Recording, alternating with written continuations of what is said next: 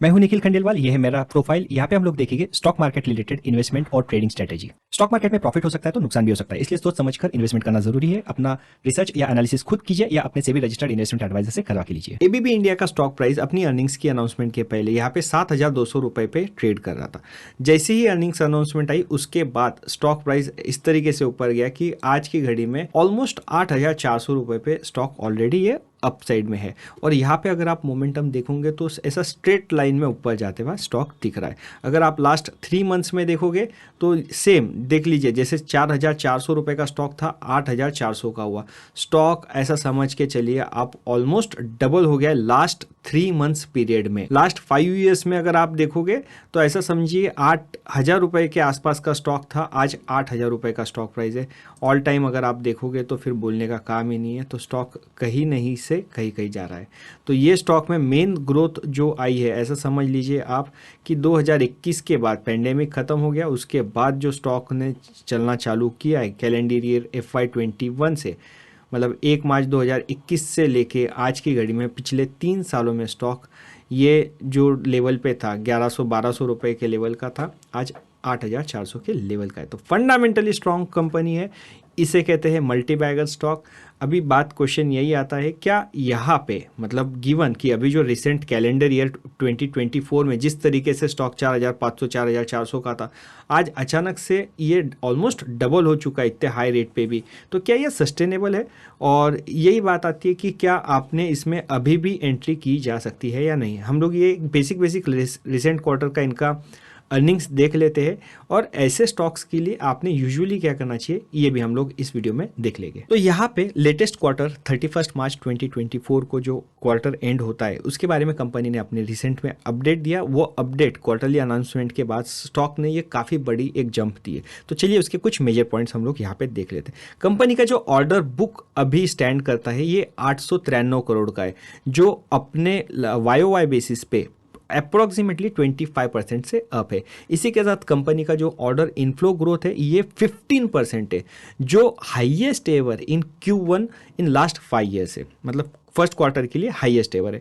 यहाँ पे base order जो है अपना 3% के ग्रोथ के साथ अपना मोमेंटम कंटिन्यू रखा है, जिसके पीछे का मेन रीज़न है डेटा सेंटर के ओवरऑल ग्रोथ मोमेंटम।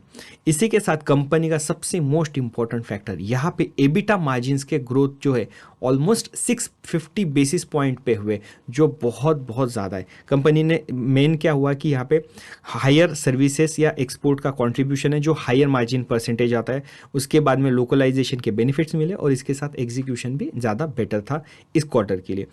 अब यहाँ पे मैनेजमेंट क्या एक्सपेक्ट करता है कि यहाँ पे जो ग्रोथ है ना, सिंगल कोई इस पे नहीं है, ओवरऑल ग्रोथ यहाँ पे सभी सेगमेंट में आगे आने वाले पीरियड में कंपनी एक्सपेक्ट करती है। इसके पीछे का एनर्जी एफिशिएंसी है, इंफ्रास्ट्रक्चर है और इंडस्ट्रियल ऑटोमेशन है।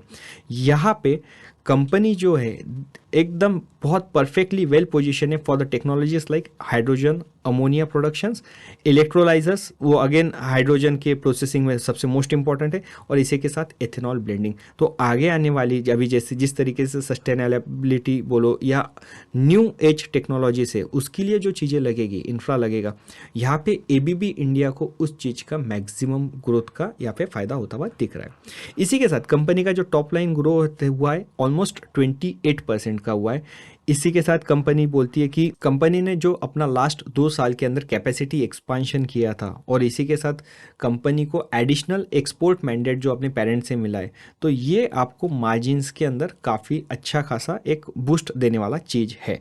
निगेटिव में सिर्फ कंपनी का भी यही हुआ है कि यहाँ पे जो आगे आने वाला पीरियड है वो अपने Q1 लेवल्स का जो इन लोगों ने अभी मार्जिन अभी मिला है एबिटा मार्जिन से, वो थोड़ा नॉर्मलाइज हो जाएगा। वो इतना कंपनी एक्सपेक्ट नहीं कर रही है कि ये कंटिन्यू रहे, ये थोड़ा सा कम होता हुआ दिखेगा। और इसी के साथ कंपनी ये भी बोलती है कि इलेक्शंस के वजह से शॉर्ट टर्म इम्पैक्ट हो सकता है ऑर्डर इनफ्लो से रिलेटेड, लेकिन मैनेजमेंट स्ट्रांगली ये एक्सपेक्ट करती है कि यहाँ पे थोड़े ऑप्टिमिस्टिक है कि ज़्यादा फर्क पड़ना नहीं चाहिए। इसी के साथ अभी जो निगेटिव में थोड़ी सी कुछ बात है कि यहाँ पे मोशन और रोबोटिक सेगमेंट जो है ना, उसका जो परफॉर्मेंस था वो 4% और 8% का ग्रोथ था। Q1 के लिए, जो थोड़ा सा कम था प्रोवाइडेड उनका हिस्टोरिकल परफॉर्मेंस। और इसी के साथ कंपनी क्या बोलती है कि यहाँ पे order inflow for motion impacted by delays in system orders and pricing pressure in standard product. तो ये कुछ चीज़ें थोड़ी सी निगेटिव के अंदर है। मैं एकदम नटशेल में अगर आपको बोलूँ, यहाँ पे ABB इंडिया ने अपना जो परफॉर्मेंस था Q1 के लिए बहुत टॉप क्लास का दिया, जहाँ पे आपको रेवेन्यू ग्रोथ 28% का मिला, आपको ऑर्डर इनफ्लो का भी बहुत बढ़िया इनफ्लो का ग्रोथ मिला। इसके साथ यहाँ पे 650 बेसिस पॉइंट का एबिटा मार्जिन एक्सपांशन देखा। इसके पीछे का और इन्होंने जो परफॉर्मेंस किया ये ओवरऑल अक्रॉस द बोर्ड किया, एक्सेप्ट मतलब उनका जो मोशन वाला सेगमेंट है उतना छोड़ के बाकी सब जगह अच्छा परफॉर्मेंस था। इनका एक्सपोर्ट का सेगमेंट या सर्विसेज सेगमेंट भी ज़्यादा था, जो हायर मार्जिन्स यहाँ पे वो लोग एंजॉय करते हैं। और इसी के साथ इनकी कैपेसिटी एक्सपांशन लास्ट 2 साल की भी अभी फ्रूटफुल होती हुई दिख रही है, और कॉस्ट इनिशिएशन की वजह से अगेन वो तो एबिटा में आपको दिख ही ना है। तो कंपनी का मैनेजमेंट ये भी एक्सपेक्ट कर रहा है कि ये जो ग्रोथ मोमेंटम है ये कंटिन्यू रहेगा आगे आने वाले पीरियड के अंदर। तो थोड़ा सा यही है कि Q1 वाला जो था वो आप नहीं करोगे, लेकिन सस्टेन मैनर में कंपनी ओवरऑल ग्रोथ करेंगी मीडियम टू लॉन्ग टर्म में। और इसी के साथ कंपनी जो है ये अभी जो आने वाली है एनर्जी ट्रांजिशन और ऑटोमेशन होने वाला है डोमेस्टिक और इंटरनेशनल लेवल पे, यहाँ पे कंपनी उस ओवरऑल सेक्टोरल ग्रोथ को बिल्कुल एंजॉय करता हुआ दिख रहा है। तो बोलने का मतलब यही है, अगर हम लोग एकदम सिंपल वे में देखें, ABB स्ट्रॉन्ग परफॉर्मेंस भी दे रहा है और आगे आने वाले पीरियड में भी ये कंटिन्यू करता रहेगा। तो अब बात यही आता है कि एग्जीक्यूशन कैसे करें। आप बोलोगे कि यार ऑल टाइम हाई पे लेना थोड़ा सा मुश्किल हो रहा है, 8,400 रुपये का स्टॉक प्राइस है, कोई प्रॉब्लम नहीं है, थोड़ा सा वेट कर लीजिए। जब भी स्टॉक अच्छा खासा एक मोमेंटम दे देगा अपने हाई से 10 से 15% का यहाँ पे डाउन आ जाएगा, तब धीरे धीरे करके आप स्टॉक को एक्यूमुलेट करते रहिए। कंपनी ऐसा है कि जो अभी भी ऑलरेडी मल्टीबैगर है, तो ये अपना ग्रोथ मोमेंटम और ज़्यादा कंटिन्यू करता रहेगा आगे आने वाले पीरियड के अंदर।